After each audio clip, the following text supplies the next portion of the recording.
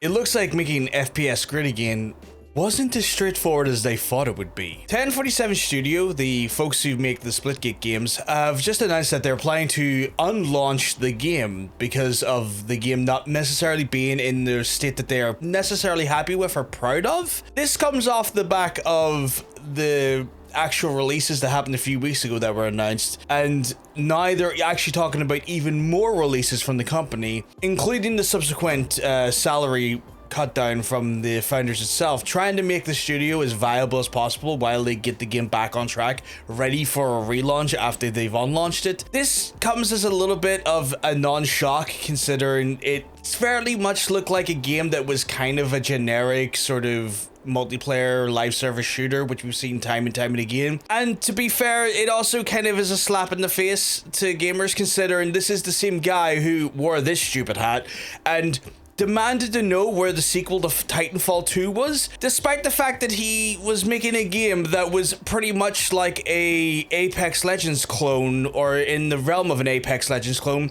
which is the reason why we're not getting a Titanfall 3. So, you know, bit of hypocrisy there, but I guess, you know, who cares when it comes to things like that. Obviously, it's stuff like this here we never saw to see developers lose their jobs or any studios go down, but, you know, in a scenario like this, it looks like the FPS genre is becoming just kind of more and more harder to penetrate, especially with big games such as COD and Apex, and also just Fortnite and other shooters in the realm kind of taking up a lot of that space. Hopefully, with a little bit of luck and a little bit of work, they could be able to maybe get the game back on track and hopefully try and retain as much of the developers' jobs as possible. But obviously, let me know what you think in the comments down below and follow us to stay tuned in for more.